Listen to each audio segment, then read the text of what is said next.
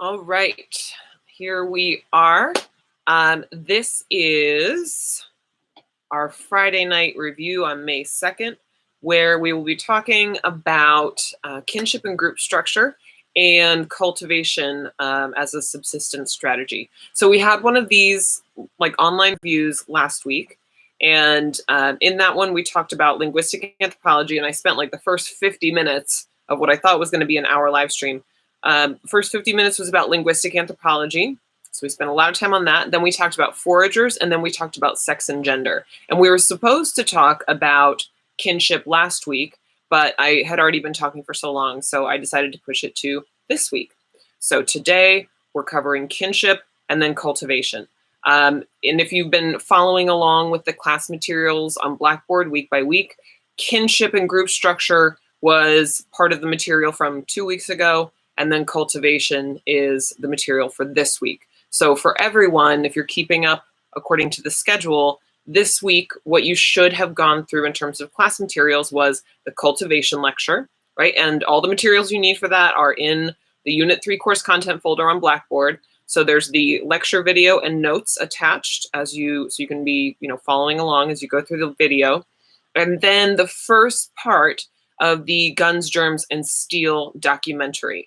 And I really recommend watching that documentary because it does, I think, a nice job of explaining some ideas around, why it is that, it's sort of framed around this question of why do some cultures have more and some have less in terms of wealth or power or political status. Why do some civilizations seem to have all of the wealth and power and others have very little? And Jared Diamond, who is an ornithologist, meaning he studies birds, he took on this quest to try to understand why it is that some cultures or some societies have more and have less. And he approached it from the angle of like geography and environment and climate. And by looking at those characteristics, what he proposes is that there are certain parts of the world that are just sort of naturally predisposed to being more productive. And because of the specifics of environment and climate and geography in those places, it has helped the people who live in those places create larger and larger social groups, larger societies, and produce more within those societies. So what's really important, I think, about that work, and there are a lot of criticisms, or some societies have more than others, it's not because those people are inherently better. It's not because those humans are better humans or smarter humans or more creative humans or harder working humans. It's the fact that humans live all over the world in all these varied environments, and the environment has a very direct relationship on the culture that can come out of there, right? So it's like if you took Western Europeans who have historically, had a lot of wealth and status and power, and you plunk them down in Papua New Guinea, they wouldn't necessarily have had any better go at it as folks in Papua New Guinea because they still have to live within the constraints of that particular environment. So I definitely want you to watch that documentary. It's just the first part of the Guns, Germs, and Steel documentary. And it's something that, you can watch with your kids. You can watch, with a friend, or you could have a Zoom party and watch it together. I don't know. It's interesting, and it's appropriate for all ages, I think. Okay. All right. So let's get into the materials for today.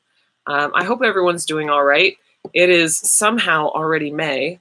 It felt like March took forever. There were about 100 days in March, and then April just disappeared. I don't know where April went, and now all of a sudden we're here in May. So hopefully, things improve. The warm weather is coming, and not only is sunshine good for our brains, but hopefully it's also good for, combating what's going on, especially in New York right now. So I hope you're all well. And let's talk about some families, okay? All right, so this lecture on kinship and group structure, when we say kinship, we're really just talking about families. Like what is a family? Who constitutes a family? And what we'll see is that families look different around the world. They look different in different cultures. Not every family is structured the same way, has the same organization, has the same rules, and they're largely dependent on the culture that that family exists within. As anthropologists, understanding what family means in a given culture is really important because family can influence a lot of other things about a person's life. Family might, like the family that you're born into, might influence what jobs you can have, or who you're allowed to marry, or where you're allowed to live. So family is another part of culture that really strongly organizes how people act, like how people follow the rules of their particular culture. Now, often when we think about family, we think about like who's in a family. We think, well, family are the people that you share blood with, right? And that's true in a lot of cases, but not all cases. Or we might see some flexibility around that idea. And I'm sure that most of us, have people in our lives that they're not blood related, but they're family, right? We call them family because that's saying something about the closeness that we have, even though we don't share DNA. And probably a lot of us also have people in our family who are blood related, and like we wouldn't even want to be friends with them, right? So blood is an important part of family, but it's not the only thing about family. I think that a family requires like two people, right? Two humans or two entities who have some sort of relationship to each other and who call each other as family. So, for some folks, they say, well, family is parents and kids. And sure, I wouldn't disagree that a family would be parents and kids, but a family could also be two married people. A family could be a mom and her child. A family could be a person and their pet, right? So family is who you define it as in a lot of ways. And in various cultures around the world, those definitions change from place to place. All right, so let's talk about some of the key terms when it comes to kinship, right? So the first term is, we have lots of different ways of describing how families are organized. So first we have the nuclear family. A nuclear family is when you have two generations of people living in a single household, okay? Two generations. So that would be parents and their children. But most people belong to at least two nuclear families within their lifetime. The nuclear family is impermanent, meaning that you're born into one nuclear family, but then you can have a different nuclear family when you're older. So think of this as, here's you, okay? When you were a child living with your parents and being raised by your parents, that's one nuclear family. And we call that the family of orientation, okay? O for orientation, meaning this is the family that sort of like sets you on your path. But as an adult, if you then partner up with someone and you have your own kids, that's now a new nuclear family, right? Of you and your children. Still two generations, but it's a different nuclear family than the one you were in as a child. This is the family of procreation, meaning having kids, okay? So we're talking about the number of generations basically within a household, okay? So the nuclear family is an important family unit within a lot of cultures, but it's not the most important family unit in all cultures. This was a mistake that some early anthropologists made, where they just assumed that the nuclear family was like how humans are meant to be. And there, of course, are a lot of consequences to thinking that the nuclear family is the only way to be. We've got some very strong ideas in the United States about what it means to be a family and who can be in a family. Can a family have two moms or two dads? Or what happens if a couple divorces and now you have single parent families? And people have been, pulling their hair out for years about, the moral decline of the American family, the threats to the traditional American family as women enter the workforce and divorce rates go up. Again, family is defined by culture, but the nuclear family is not the only way to be a family. Now, if we want to extend this a little bit and start adding in some more people, we can talk about, let's see, I have my notes up here so I can look at them. Okay, so now we get into expanded and extended families. An expanded family is like a nuclear family plus anyone else. So an expanded family could be parents and their kids and brother-in-law, parents and kids and cousins, parents and kids and aunts, whatever. The expanded family is just the nuclear family plus anyone else. And then there's a specific kind of expanded family called the extended family. The extended family is when you have 3 generations in the household. So grandparents, parents, and kids would be an extended family. So far, we've got a couple of key terms. We've got nuclear family, we've got family of orientation, family of procreation, expanded family, and extended family. Now let's add a little bit more.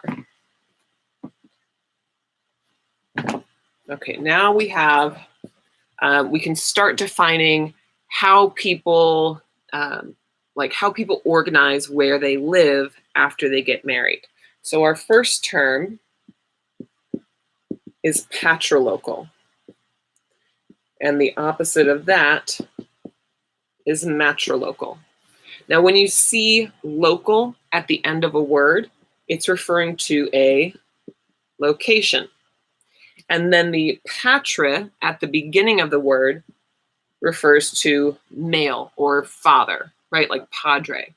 So a patrilocal family or a patrilocal society is one where when a couple gets married, they live with the male's side of the family. They live with the husband's side of the family. And then a matrilocal family, it's again local, so meaning location. But matra there refers to the female or the wife's side of the family. So in a matrilocal community, you would move to live with the wife's side of the family. Now, I'm going to make a generalization. I don't know if this is actually, this is certainly not always true, but maybe I can still make this generalization that in the United States, many of us are not strictly patrilocal or matrilocal, right? For a lot of us, when we get married, we don't say, all right, well, now I have to move in with my husband's family. Now I have to move in with my wife's family because that's the rules of our culture. We have a little more leeway around that. And also a lot of us, in fact, when we get married or when we partner up, we don't move to either the father's side or the mother's side or the husband's side or the wife's side. Instead, we have this practice called, where we are neo-local. Neo means new. Okay, so a neo-local culture is when a couple gets married and they go and they create their own new household. Okay, and that's how I want to say most people in the United States do it. You get married and then you set up your own household away from both sets of in-laws, but there's still a lot of variation around that. Okay. An example of a patrilocal community, and this is in the lecture notes, I don't need to go over it a lot, but in Yugoslavia, in Europe, the sort of traditional way of families and how they're organized, there are these like big houses that are called zadrugas. A zadruga is headed up by a father, and then he raises his family in that house, and then his sons, when they get married, the sons bring their wives into the household. When that man's daughters get married, they go to live with their husband's father. Okay, so it's like all the men in the family stay together and the women go to live with their husbands. An example of an opposite situation where you see a matrilocal society is with a group of people called the Nayar who live in India. And these guys are extremely matrilocal. So when a couple gets married in the Nayar, the husband will move with his wife to her mother's house or like property called a tarawad. So the husband moves with his wife to her mother's house. And then after about a year of marriage, because they're all extremely matrilocal, he'll actually go back and live at his mom's house. So he'll go back to his own mother. The couple is still married. And, once a year, twice a year, the husband will come to visit his wife at her mother's house. But then he'll go back to his own mother's house. Okay. And here we see that family and marriage is, it's really a social connection between people. And we'll talk about marriage a little bit more in a second, but often, sorry, my nose is itching. Often we think of marriage from our own particular cultural perspective, which is like you marry someone because you fall in love with them and you want to spend all of your time with them and you can't imagine being with anyone else. And so the idea that you would spend the majority of your marriage living away from your spouse seems very strange to us. But that's how this culture works. That's how this culture is set up, where everyone ultimately ends up living with their mothers, their own mothers, although husbands will come and visit their wives. And also, any children that the wife has are considered to be the children of her husband. And that, sometimes maybe that's not necessarily true, but it's because family is a social creation. It's a social network that's created by people according to like the rules of their culture, according to the particularities of their culture. Okay, so now we have these terms, patrilocal, matrilocal, and neolocal. Adding into that, oops, come on now. Boop, boop. What did I just do? Sorry, I'm flipping through my notes to make sure I didn't forget anything. Okay. If we look at forager groups, and we talked about foragers last week, another term for foragers are hunter-gatherers. The nuclear family is typically the most important group, the most important family designation for foragers. So they do have these, marriages between one man and one woman, and then they raise their children together. And then we also know that foragers typically live in what are called bands, right? A band is made up of up to 100 to 150 people who travel around together on these nomadic circuits. And so then with the nuclear family, inside a band, you'll have lots of nuclear families all in this same band. And everyone in the band is related to each other by blood or marriage. And so typically, a husband and wife will be from two different bands. Then they get married and they live with either the husband or the wife's band. And then if they want to switch to another group, that's fine. They can just switch over to the husband's band or switch back to the wife's band. So there's a little bit more mobility that's afforded in that situation where nuclear families can pop back and forth between bands. But if we think then about non-forager groups, because of course, most humans in the world today are not foragers, right? Most of us are engaged somehow in the cultivation of our food, meaning that we farm, or for us, we buy our food from people who farm. So, my notes keep, okay. So if we think about how families are often organized in non-foraging groups and also in non-industrial groups, so if we're talking about cultures that have traditionally farmed, what we see is that families are often organized into what are called descent groups. Yes, descent groups. Descent groups are groups of people who all consider themselves to be related. They all come from the same ancestor. So they're all descended from the same ancestor. I always think of this as like, when I'm sure everyone has had those family reunions where it's like you get together at a park somewhere and everyone's got to wear the same stupid t-shirt with your family last name on the back. And it's like you see all these people and you go, I've never seen that person before in my life, but they're wearing the t-shirt, so they must be part of my group. That's a descent group. And the reason why families are organized like that is because you all share some same ancestor. So it's like, I don't know you, but they tell me your family, oh, we share the same great-grandfather. Cool. Now that's how I know you're part of my family. So a descent group is a group of people who share an ancestor. You are born into a descent group and it never changes, right? So if I'm part of a group because this certain person was my great-grandfather, that's not something that's going to change throughout my lifetime. So nuclear families are impermanent, meaning that they change. They change over time, over a person's lifetime. But descent groups are permanent. You're born into one and you're going to die in that same one. So it's a lifelong affiliation. Descent groups can also have their own rules of organization. So earlier we talked about the terms patrilocal and matrilocal, and now we're going to introduce the terms patrilineal and matrilineal. Now when you see lineal at the end of the word, that's referring to a bloodline, essentially, right? The word line is in there. So if we say that a group is patrilineal, that means that a person belongs to the male side of their family. And if a community is matrilineal, it means that your bloodline goes through the female side of the family.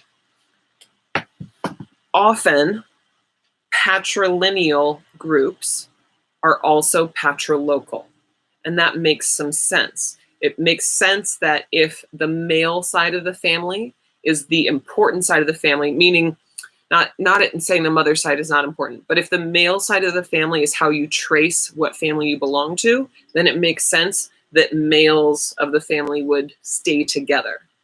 And then if you have a matrilineal community where the bloodline is traced through the mother's side, then women might stay together. So those things are often paired up, but not always. You can sometimes have groups that are matrilineal, but patrilocal. Okay. It's not like people sit down, 100 years ago or 500 years ago and go, all right, guys, so let's figure this out. Are we going to be patrilineal or matrilineal? Okay, well then should we be also patrilocal? Should we do that? It's not like people sit down and write out the rules of how they're going to do that. It's just these rules sort of and these patterns emerge over time until that becomes the way that you do things. A lot of people, here we're talking about patrilineal or matrilineal, but most of us are in fact bilineal, meaning that we recognize both mother's and father's sides of our family. And we can see how we recognize both sides, right? So if you ask me like, whose family are you, or what family are you from? Are you from your father's family, your mother's family? I'd say, well, I'm both. And in general, in the United States, people recognize both sides of their families.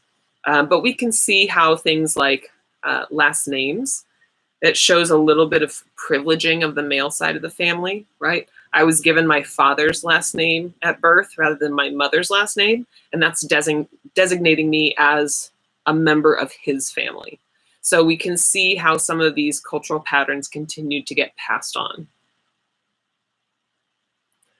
All right, let's talk more about marriage. And meanwhile, I see that we've got some people watching live. If anything that I'm saying in any of this, you're like, hold up, rewind, let's talk about this again. Please pop your question into the live chat window, and I'll go back and answer whatever questions you have. All right, sorry, let me get some tea.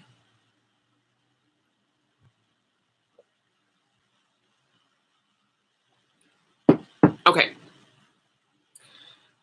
So in talking about how all these families are organized, obviously marriage is a really big part of that. And this is where it would be so much nicer to discuss this if we were actually all together in class, because it's fun to talk about marriage.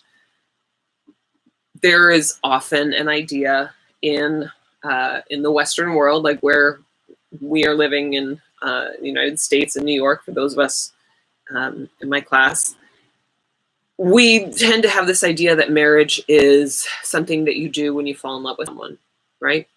And that's like the goal of falling in love. Like you fall in love with someone and then you get married, and that's the progression. And this is how movies are made, right? Like in a movie, you've got a woman who's, she's wonderful, she's great, but she's got little quirks or whatever, and she just unlucky in love, never quite makes it happen until she finds a guy, she falls in love with him, they have a misunderstanding, they almost break up, and then they get back together and they kiss and they get married, the end, right? That's how those things, you fall in love and then you get married. But romantic love is not the only reason why people get married. And it's often not the main reason at all why people get married. And so even though in the West we often say, oh, you're supposed to be in love to get married, we also get married for all sorts of reasons, right? We get married because financially there's some sort of benefit to it. And I'm not just talking about like gold diggers. I'm just saying like it makes sense to join assets or to join resources. Or we get married because there's some sort of expectation within our culture or within our religion or within our family, or we are feeling pressure from the outside world. All the rest of our friends are married and they're starting to have kids, and why am I not doing what they're doing? And I'm, already this age and time's ticking and I better get married. Or we get married for, some sort of legal benefit, either, something to do with immigration or maybe insurance. Like there's all sorts of reasons why people get married. And that's certainly true if we look outside of the United States and outside of, the 2000s or even the 1900s. And the idea of being in love and like love being a requirement to get married, for a lot of humans who have lived on this planet, they would probably just laugh in your face if you said like, you have to be in love to get married. What are you talking about? Like, you absolutely don't have to be in love to get married. But that's something that we've put a lot of value on in our current society. There's this definition that's included in your lecture notes from a British anthropological group. And the definition of marriage, it's from 1951. And so it's worth pointing out. I'm going to read it to you. In 1951, the Royal Anthropological Institute said, marriage is a union between a man and woman such that the children born to the woman are recognized as legitimate offspring of both partners. Okay, in a lot of ways, that seems to make sense. Marriage is between a man and a woman. Any kids that the woman has are considered the children of her husband, right? Except that definition doesn't encompass all marriages that we know about. It doesn't describe all of the variation in marriage that exists in the world today, and not even in 1951. So today we know that marriage is, sorry, I keep knocking into everything. Today we know that marriage is not necessarily between one man and one woman. We can have marriages that are two women. We can have marriages that are two men. We can have marriages that don't have, that don't produce any children. That doesn't make people any less married. And of course, a tradition that's gone on for hundreds, thousands of years, some marriages aren't between just one man and one woman. Some marriages have more than two people in that marriage, right? If we're talking about plural marriage. So this definition from 1951 is worth bringing up because it's important for us to remember sometimes how anthropologists have, sometimes not really been, they made mistakes. Like they didn't consider the full variety of marriage practices, and we're sort of viewing it more according to their own cultural lens in that particular sense. All right, so marriage happens for a lot of reasons. Throughout the world, people get married for all sorts of different motivations. What we can say is true of all marriages is that marriage is a social contract, right? Marriage is a contract between at least two people that ties people together with certain obligations and responsibilities. For some people, that obligation is, you're obliged to love me. And for others, it's not. There are some general expectations that often happen with marriage. There's often the expectation of sexual exclusivity, meaning if we get married, neither one of us is supposed to be sleeping with anyone else. Okay, that's often an expectation. It's debatable how often that's actually followed through, but that's also not always an obligation. There's often the expectation that a married couple will live together, but not always. But no matter what type of marriage we're looking at, or where in the world, or when in the world, there is some sort of expectation about what that contract means between the people who are involved. And often marriage is not just about the two people who get married. Again, this might be a concept that's very different for a lot of us because we think, well, marriage is the decision that I make for my life.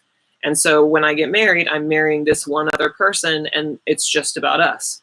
But in many, many, many communities, in many cultures, and throughout most of time, marriage has not just been about the husband and the wife. Marriage has been about the families that are being connected. And so this is also where we see things like arranged marriage, right? Where families have a much more involved role in picking out the spouse or the future spouse for their child. Arranged marriages can often be very successful. And in some communities, people who have arranged marriages report a higher satisfaction and higher happiness with their marriage than in places like the United States, where the majority of people who get married do so because of a love match. Okay. You also see that divorce rates are typically lower in arranged marriages. There could be a lot of reasons for that. One could be if you enter into a marriage without being in love with someone. And in some of these arranged marriages, people only meet a couple days maybe before the wedding. But if you're entering into an arranged marriage where you've just met your spouse, there's no expectation of, or there's not necessarily an expectation of being in love. Instead, it's like, all right, here's the person that I have to spend the next 50 years with. I'm going to have to work at this, right? And marriage takes work. Any type of relationship takes work. And when people work together, that connection can become deeper than some of our like romantic, lusty feelings towards each other. So arranged marriages can be very successful. But they could also, you could also make the argument that arranged marriages have a higher success rate, meaning a lower divorce rate, because there are perhaps really strong prohibitions against divorce, right? If you have two families who are deciding on a marriage match, then it stands to reason that both of those families would be deeply invested in that couple staying married. So there might be a lot of pressure from outside to keep the marriage together, even if the two people are not finding it beneficial. And of course, just like anything else in culture, there's good and there's bad, and arranged marriages can also swing from something that adults consent to enter into the realm of trafficking, right? When you have children who are, essentially being sold into arranged marriages, where you have some sort of financial benefit for families to turn over their children to often much older spouses. Again, there's that social contract there. There's an exchange of some way. But if you're talking about children, that's not, I don't mean to be too ethnocentric, but I think in this case, if you're talking about children being, being put into arranged marriages, then you're talking about a human rights abuse, right? Because a child can't be married. They don't have the requisite, like brain development to be able to consent to a very adult activity like marriage and everything that comes along with it. So arranged marriages can also verge into that territory of trafficking, where a child is being, exploited in a way under this sort of guise or the umbrella of culture and tradition. Culture is never easy. It's sticky. And okay. We don't need to talk about trafficking right now. Okay. Now, often in marriages, whether they're arranged or whether it's a love match, in many communities, there's some sort of exchange of wealth. There's some sort of exchange of goods. And there are different ways of calling this depending on who's going what way. And so let's do this.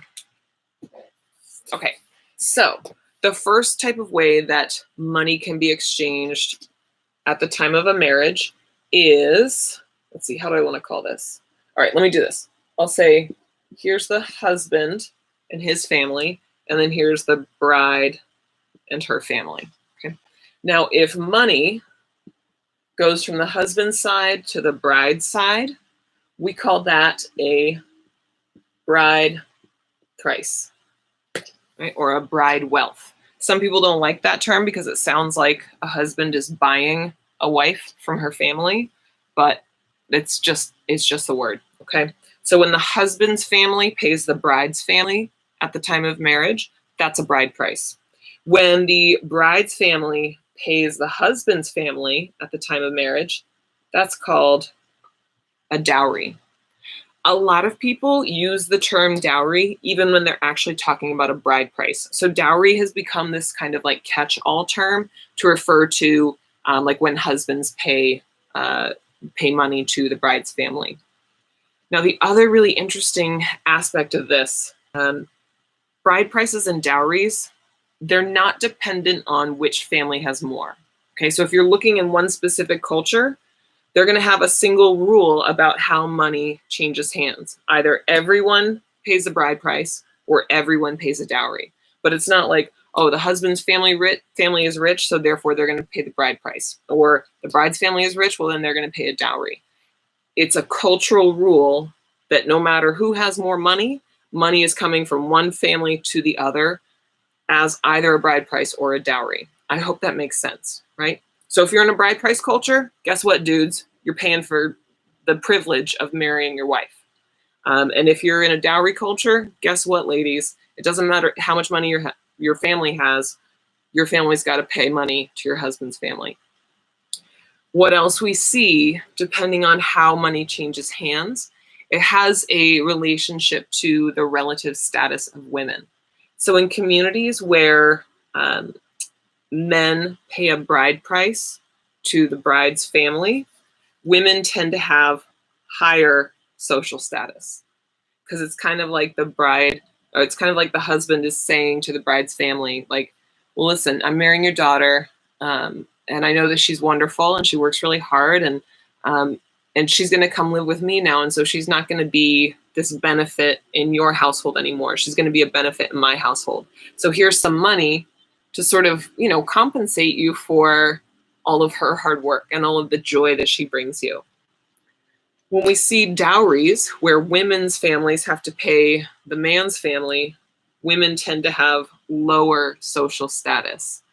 And it's kind of like the bride's family is saying to the husband's family, well, now you have to deal with her, right? She's going to eat a lot.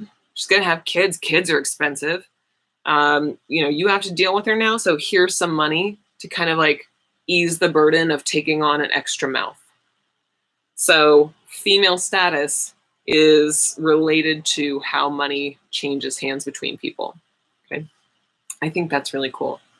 Not cool that people do it, but I think it's an interesting relationship, right? And it should also be said, and this is again why I wish that we had class together right now, because I know that there are people in our class who come from cultures where bride prices are paid.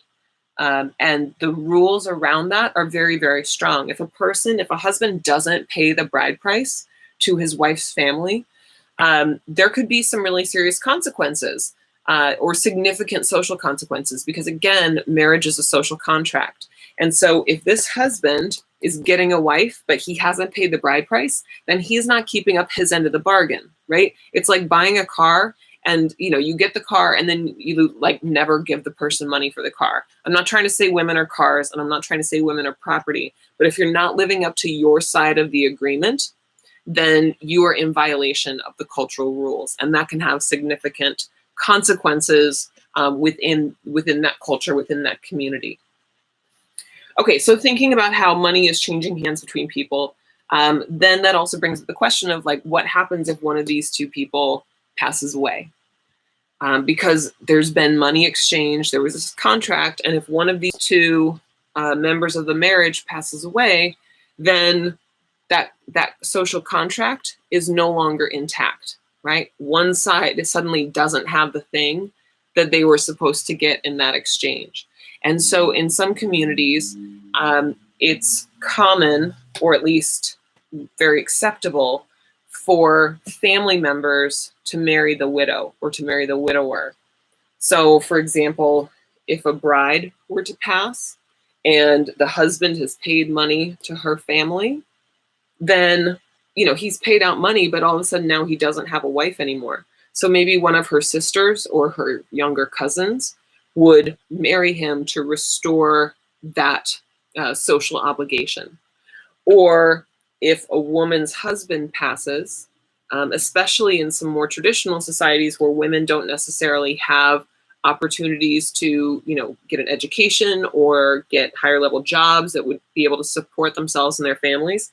If this woman's husband passes, how is she going to support herself, right? How is she going to support her kids? So maybe she'll marry her husband's brother, which again, it sounds weird if you're not sort of a part of it. Like if you haven't experienced it before, it's like, I don't want to marry my husband's brother. Like it just kind of grosses me out, right? However, that's often because we're thinking about it a lot in terms of like romantic relationships and sexual relationships. And instead, we need to be thinking about this in terms of how do families look out for each other? And so for many men, they would see it as a personal obligation and a respectful obligation to marry their brother's widow as a way of making sure that their brother's kids are still taken care of, right? Like, oh, I'm just going to let my brother's children just starve because he's gone. No, I will bring I'll bring her children into my household. And by marrying the woman, that's how I make sure that I'm being respectful of my brother and his family. So this is more of an alliance marriage.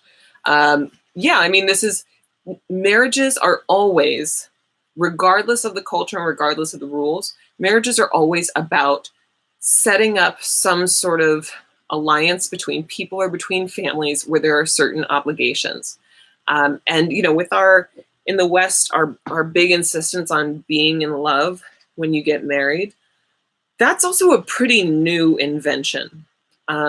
Arranged marriages, or if not like strictly arranged, very tightly controlled marriages, were the norm for many people for many hundreds of years. It's like, why in the United States were there these couple of families who had all of the money, right? Those powerful families, like the founders of industry and the titans of, whatever in America. The reason why they had all of that money is because they kept it concentrated, right? They only married each other. They didn't go marrying like poor people and their money got diluted. Their families arranged and organized to keep that money, keep it tight, keep it in the inner circle. Those are still arranged marriages. So our concept of marriage as being this very like individualistic thing, like I'm doing it because I'm in love, I'm doing it because this is my person. It's a very new phenomenon historically. Okay. Oh, so these replacement spouses, we've got names for them. A replacement bride is called a sororate,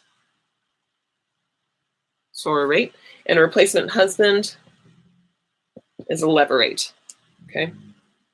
So if you're in my class, I'm assuming everyone who's watching this is in my class, as you're thinking about studying all of this, there's a lot of terminology. I'm not going to lie. For kinship, it's like term after term after term.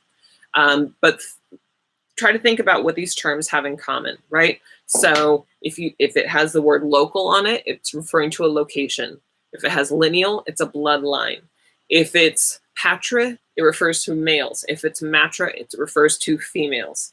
And think about how all of these things are patterns and systems within cultures that we can put very specific names on. Let's keep moving forward. Okay, then of course we get into plural marriage. Okay. The term for plural marriage is polygamy. Poly means many and gamy means marriage. Okay, so any type of plural marriage is called polygamy. But we can split that up into two different types of polygamy. So the first is when you have one man with multiple wives. That is polygyny. Okay, so GYN, like, gynecologist, GYN refers to women, okay? So a polygynous marriage is when you have one man and multiple women. The opposite of that is polyandry. Andry refers to males, okay? Jenny, females. So a polyandrous marriage is one woman with multiple husbands. Which is the more common of these two in the world? Polygyny. Polygyny is far and away more common. There's really only like one group of people in the world today that still practice polyandry. And this is in Tibet, in the Himalaya mountains. You have communities that are, I had a little light that just went out. In the Himalaya mountains, we have these farming communities where there's not a lot of available farmland because it's up in these high mountains. And so, so you have a limited amount of farmland. In response to that, this culture has developed the social practice where one woman will have multiple husbands as a way of sort of controlling population numbers and as a way of controlling and retaining like enough farmland for every family to survive. So if you think about like a family that has 4 sons, when the father dies and he's going to pass on property to the sons, who does he pass it on to? Does he pass it on to just one son? Then what happens to the other 3? Or if he splits it up amongst all 4 sons, you have enough farmland to feed a family, and now there's only 25% of it.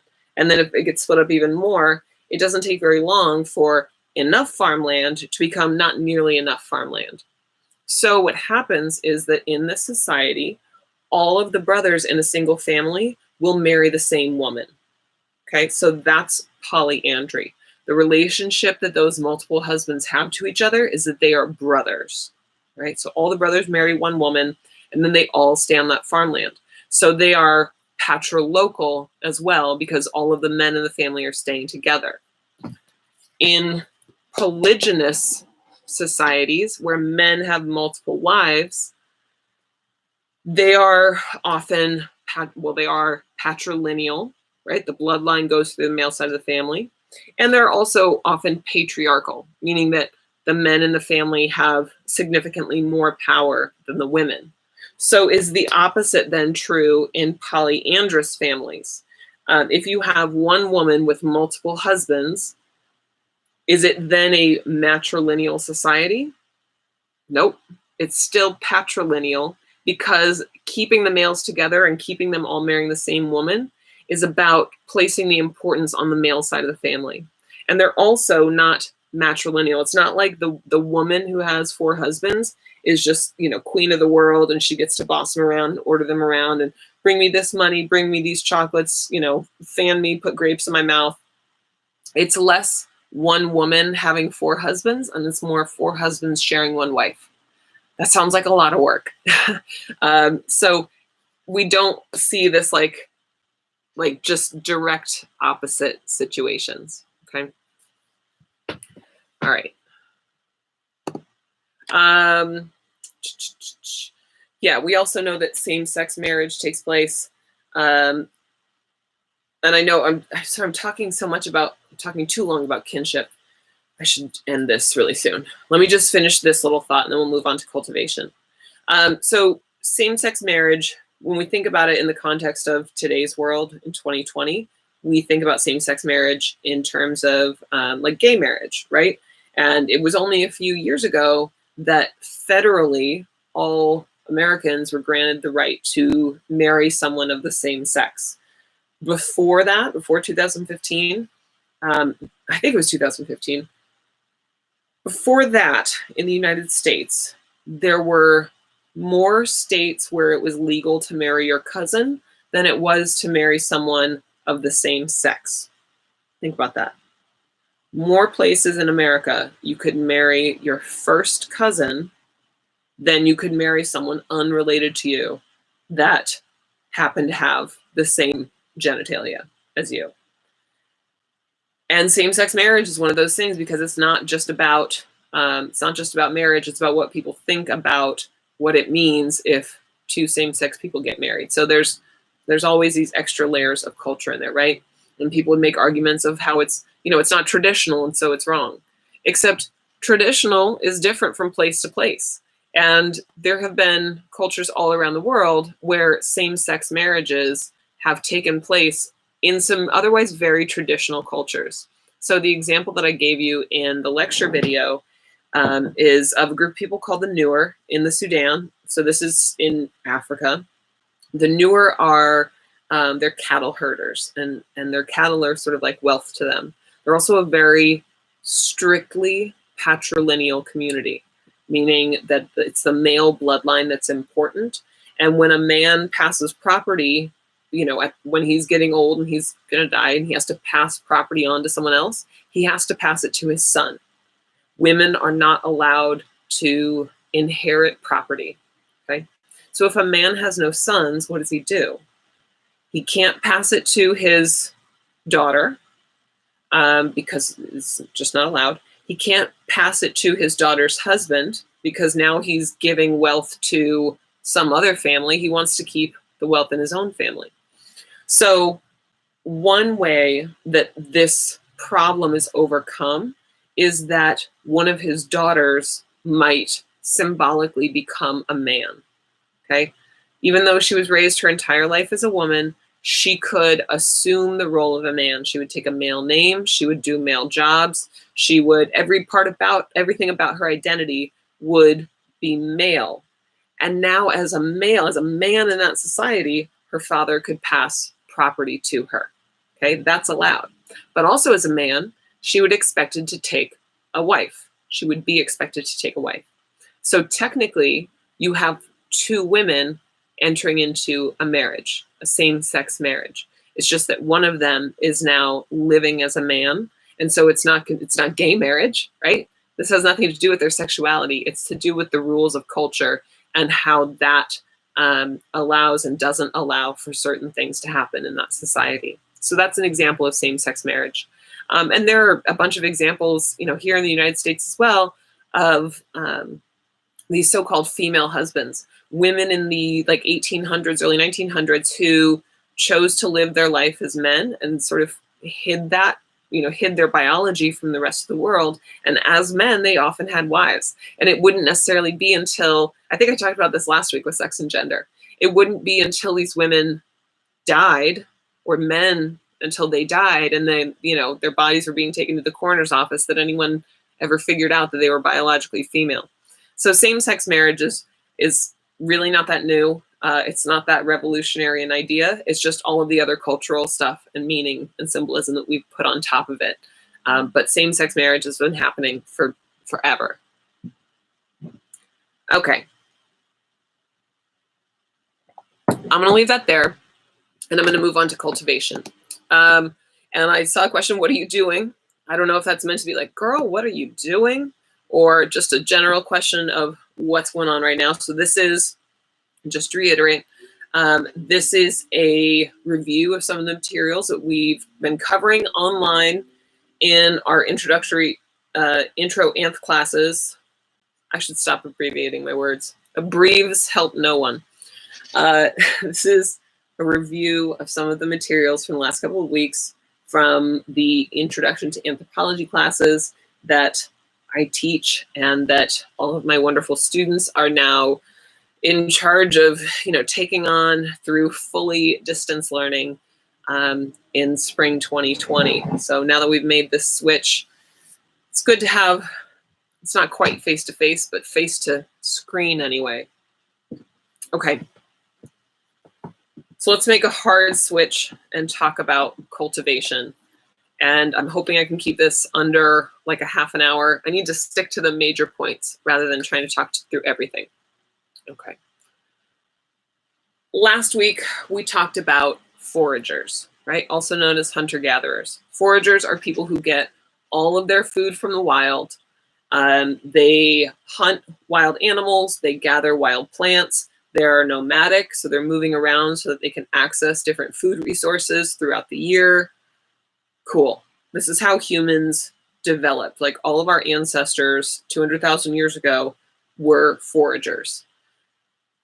And all humans up until about 15,000 years ago, 10,000 years ago, were all foragers as well. So this is our evolutionary like default.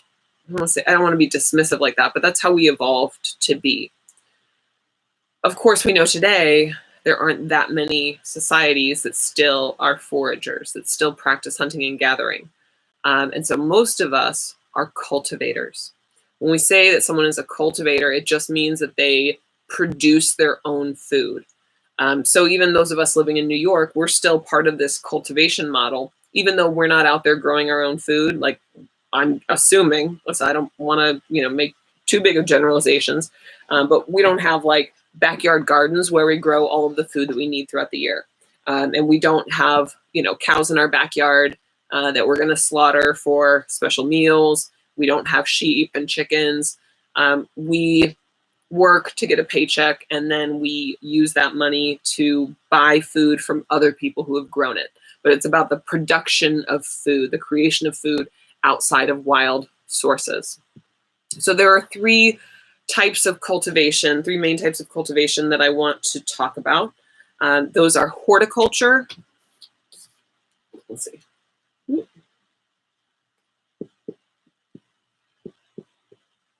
Horticulture, agriculture, and pastoralism. Okay. Horticulture and agriculture both have to do with growing plants, growing crops. And then pastoralism is raising animals, like being a shepherd, essentially. Horticulture is small-scale farming. It's the farming that a family does, like a piece of land next to your house where you grow all the different crops that you need. So it's like you've got the corn, you've got the wheat, you've got the beans, and you've got the squash, and you've got the bananas, you've got like whatever it is. Horticulture is the small-scale farming that you do to feed you and your family. Agriculture is big-scale farming. It's big farming that's done for a profit, right? Like planting acres and acres and acres of soybeans, and then you sell those soybeans so that you can make money. And with that money, then you go buy the other things you need. So the difference between horticulture and agriculture is a matter of scale, small versus big. Horticulture, because it's small scale farming, the tools that are used and the practices that are used are relatively simple, at least compared to agriculture. So horticulture is done by hand. It's people digging in the soil with hoes or with digging sticks. A digging stick is exactly what it sounds like. It's a stick, and you dig in the ground with it. So it's all farming by hand. You don't use tractors. You don't use plows. It's hand-based farming. Horticulture often uses a technique called slash and burn. Slash and burn is when there's a piece of land that you want to farm on. And so, there's probably already plants there, right? Like wild plants. So in slash and burn, you go and you cut down all of the vegetation that's already there. That's the slash part. And then you set it on fire. It's a really efficient way to clear the land. And then also all that burnt plant material becomes like natural fertilizer in the ground. So that's how horticulturalists would clear that land. Also, if you've been farming on the same piece of land for a couple of years, you might need to switch to a new piece of land. And then the original place, you let it lie fallow. That means you stop farming there for a few years because you've used up all the nutrients, and then you let the earth kind of regenerate. And then in a couple of years, you'll come back to it. When we look at horticultural societies around the world, we can see that in about 50% of those societies, women are the primary farmers. And in about 50%, men are the primary farmers. The difference between these two, and the fact that we see 50-50 means that both men and women can be equally good at farming. Cool. I think that's, I don't find an argument there. In societies where men are the primary farmers, farming has a lot of social status attached to it. So if you're like a good farmer as a man, then it's like, oh, check out, Steve over there. Like, did you see his corn? Like, did you see the size? Like, it's like, if you're a good farmer, that makes you like maybe the good guy, a good prospect, good husband material.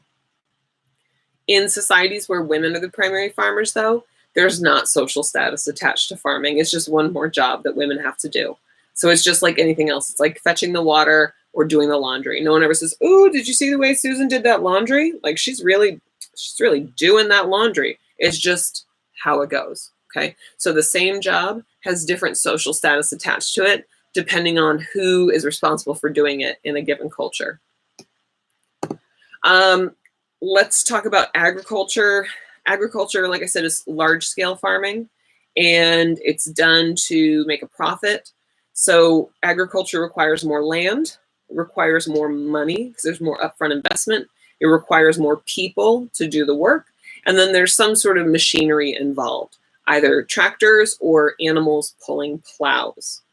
Agriculture is, you see agriculture emerging when societies get a lot larger, okay? So you wouldn't expect to see agriculture, like full-scale agriculture, in a community of just a couple hundred people. It doesn't make sense to farm 100 acres of soybeans for just a couple hundred people. What, everyone's just gonna eat only soybeans all the time?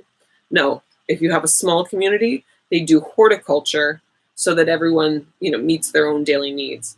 Agriculture happens in bigger societies.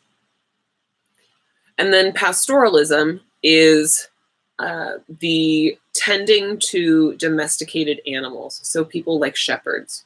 It's when you have these domesticated animals that you, herd or take around throughout the year so that they can graze in different places. So often pastoralists are nomadic. And pastoralists rely on the different resources that are offered by these animals. So the types of animals that are typically seen in pastoralism would be cattle, horses, sheep, goats, camels, llamas, alpacas, those types of animals. They're all herd animals, and you take them from place to place. Okay. Okay, so some pastoralists are fully nomadic, meaning they're always moving, kind of like hunter-gatherers, right? Because they always need to move to where the next food resources are. But in some pastoralist groups, and I'm highlighting this because it's one of my favorite words. And if you were thinking about how you're the kind of person who takes exams at the end of the semester, maybe you want to put a star next to this word in your notes. I don't know, just a thought. Some pastoralists practice what's called transhumance. Okay, transhumance. That means when half of the group is nomadic with the animals and the other half of the group lives in a village all year long. So as you can probably expect, the half of the group that takes the animals out on their nomadic yearly little circle, that would be the men, and the older boys. And the portion of the group that lives a settled or sedentary life in the village, that would be women, children, and the elderly. So it's like you've got the stationary group and you've got a nomadic group, and they always come back to the village, right? Stay there for a couple months and then they're nomadic again and they come back. That is transhumance, and it's just one of my favorite words.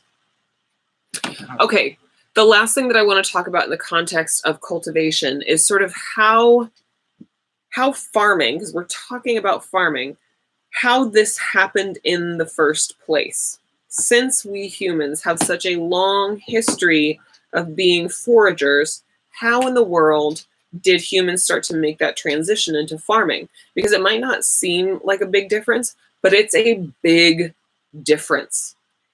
And you might also be thinking, like, do we have to talk about farming? Like, farming things seems like such a stupid thing to have to focus on in anthropology. But it turns out that the way humans get food is one of the main elements that structures a culture. It's one of the main things that influences all the other aspects of culture. And I mean, just think of it. If I asked you, like, describe your culture to me, define your culture to me, I guarantee one of the first couple of things that you would tell me about is your culture's food.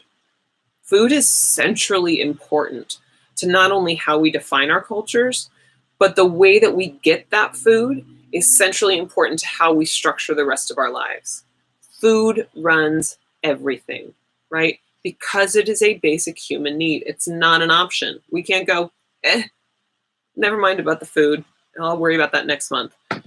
Food is centrally important, and so it influences every other aspect of our life. And that is absolutely true when it comes to farming. When we see humans start farming, it is a fundamental switch in human history. It's this point in history where the earth was never going to be the same. Okay? So the transition to farming is this really impactful moment of transition. And it's a moment of transition that happens multiple times around the world. But let's just talk about the first place where we see this transition from foraging to farming. And I'll try to be brief because I go into more detail in the cultivation video. So anyone who's watching this, you're like, what cultivation video? Just go look into my videos that have already been posted, and there's a full lecture on cultivation, okay? The first place where we see people farming, meaning they're intentionally planting seeds so that they can harvest those crops, is in the Middle East. The Middle East, let's say 15,000 years ago, the earth was warming up. The earth goes through these cycles of being cold and dry and warm and wet. Okay, cold and dry, warm and wet, cold and dry, warm and wet. The climate is constantly changing. Just like it's changing now, right? Except now it's changing a lot faster than it's ever changed before because we're doing something about it. We're influencing how the earth is changing. So right now we are in a warm and wet phase. And because of the effects of human activity, the earth is going to continue to get warmer and wetter. And it's getting warm and wet too fast. That's the problem. But if we go back 15,000 years ago, the earth was getting warmer and wetter as the earth was coming out of an ice age. Now, as you can imagine, warm and wet is good for plants. Plants typically prefer to live in warm and wet climates. The warmer and the wetter it is, the more plants there are. So in the Middle East, you have an environment that was becoming really nice and warm and wet. And so all of a sudden you have more and more plants, like plants are becoming much more abundant in that area. As you get more plants, well, then you get more animals as well. So all of a sudden you've got lots of plants, lots of animals, and there are hunter-gatherers living in that area. What do hunter-gatherers like to eat? Plants and animals. So you have this moment about, in this period of time, 15,000 years ago, 12,000 years ago, where hunter-gatherers were living in an environment in the Middle East where there was so much food. There was such an abundance of food, especially compared to before, that hunter-gatherers did something that they had never done before. They started to settle down. Okay, they became sedentary. So let me write that down. Okay, so previously, these hunter-gatherers had been nomadic, meaning they're always moving around. But because there was so much food available in that area, they were able to start building villages, and they settled down in these year-round villages. So sedentary means to live a settled life in a village. It's the opposite of nomadic. Now let's think about the particulars of the Middle East. There are 4 main environmental zones, and we differentiate them on the basis of altitude, like how high or the elevation. Okay, so the high mountain areas, we call this the high plateau. Next is the hilly flanks. So that's like the hills around the highest mountains. Below that is the Piedmont steppe. That's like the foothills. And then you have the alluvial desert. The alluvial desert is like where there are rivers that start up here in the highlands, and then they kind of wash out into this valley area. So there are rivers that are constantly in this lowest area of elevation, have like, fish and turtles and whatever, but also occasionally rivers will flood that valley area. So this is the environment that these hunter-gatherers were living in, and they decided to settle down. And there's all different food resources. There's like mountain goats up here, and there's gazelle here, and there's rabbits here, and then there's fish and turtles down here. What is the best spot to settle down in order to access the resources of all of these places?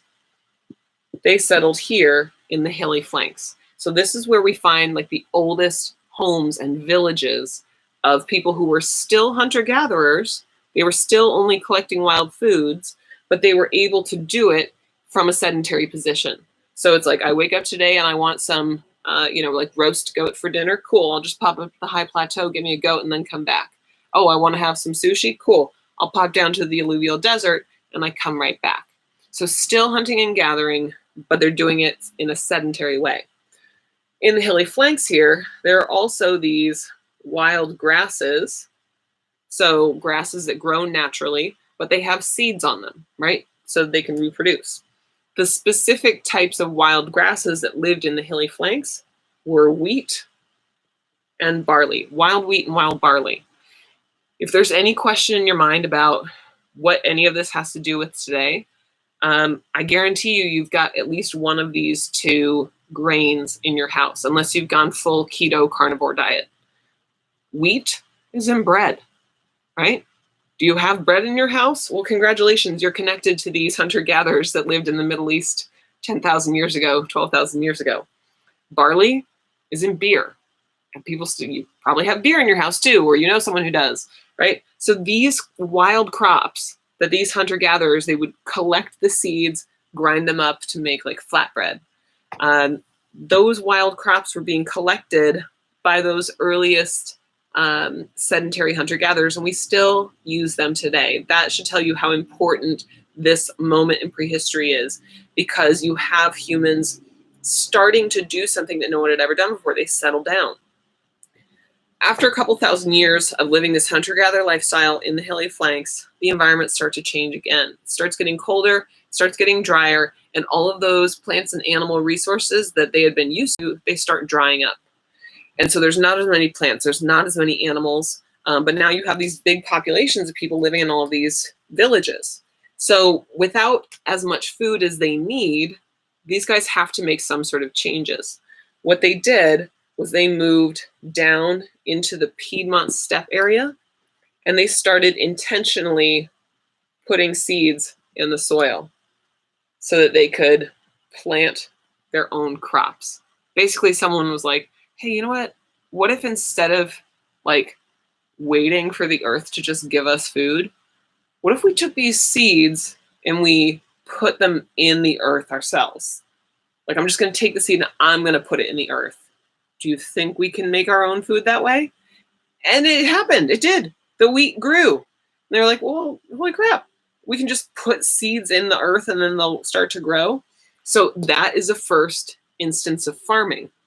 And as these now farmers are continuing to plant seeds, they also started to make decisions about what seeds to plant.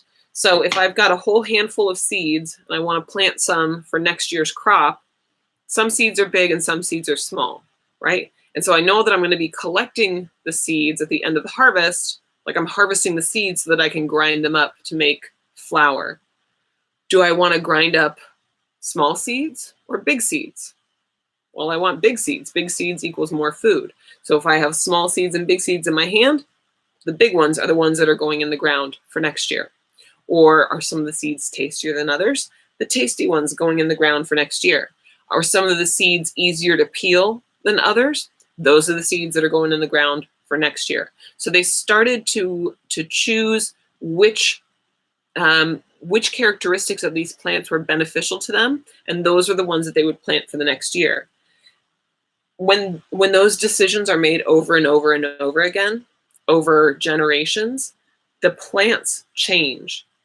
And they change from being the types of plants that are good in the wild to plants that are more beneficial to humans. And we call that process domestication. The majority of the plants that we eat today are domesticated plants, meaning that humans have changed something about the shape, the taste, the size of the plant in order to make it more beneficial to us. And the majority of animals that we interact with, whether it's animals that we eat or it's the dogs and the cats that we keep in our homes, they have also gone through the domestication process where we've changed them from their wild stage into something that's more useful in their, in a way that we can live with them and work with them. It's like the difference between wolves and dogs. Bring as many dogs to my house. I'll take them all. I love dogs, but they're domesticated. The wild version of a dog is a wolf. I do not want a wolf in my house because even though dogs come from wolves, humans have significantly changed them over time by selecting for certain characteristics that are more beneficial, like the characteristic that says this thing's not going to eat my face off, right? So the domestication process is when humans have inserted themselves into sort of the reproduction of plants or animals in order to modify it into something that's more useful. Okay, I think that's where we're going to stop unless someone has questions. Again, for more details, go into the lecture notes. But yeah, the lecture notes or the lecture video, which is, all of the lectures are on the channel here. If you are seeing this later and you're going to be, you're thinking about how to study for the exam, I've gone over some of the major points here. In the cultivation lecture, the major keywords are horticulture, agriculture, pastoralism, transhumance. The general characteristics of horticulture, like it's small scale farming.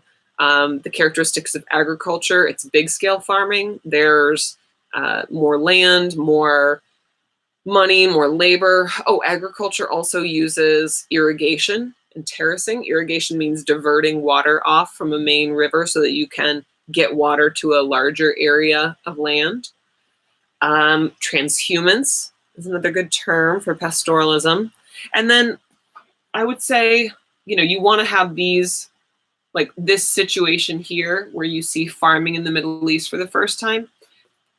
Get this committed to memory, the 4 environmental zones and their names: the high plateau, the hilly flanks, the Piedmont steppe, and the alluvial desert. Know that hunter-gatherers settled here in the hilly flanks. And in the lecture video, I talk about a certain group of people, certain group of those foragers that settled in the Middle East called the Natufians. The Natufians are so cool. They did some really wild stuff, especially in terms of how they buried their dead. So check that out. And yeah, I think that's about it. I think for a Friday night, my brain is done. So if we have any questions about this material or about kinship, pop them in right now so that I can answer them. And then otherwise, I'm going to be logging out. And depending on how we feel over this next week, maybe we'll do another one of these. Maybe we'll wait till the week after.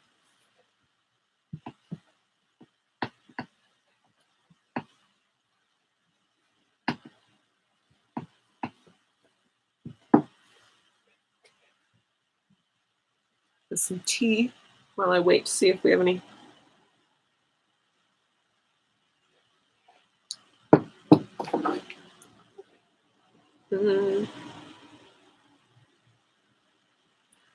Okay. Just checking to make sure that I'm not missing anything. I think we're good. Okay, friends.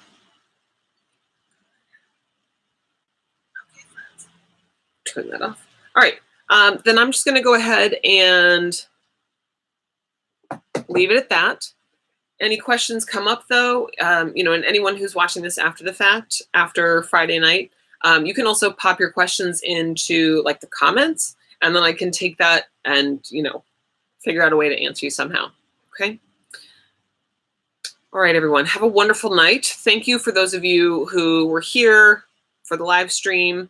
I hope you're all doing well and staying safe. I'm always thinking about you and your families. And yeah, the semester is getting close. We're almost done with the semester. And what a triumph it will be when we reach the end of the semester. But we still have stuff to do in the meantime. So be well, stay safe, and I will talk to you soon. All right. Good night, everyone.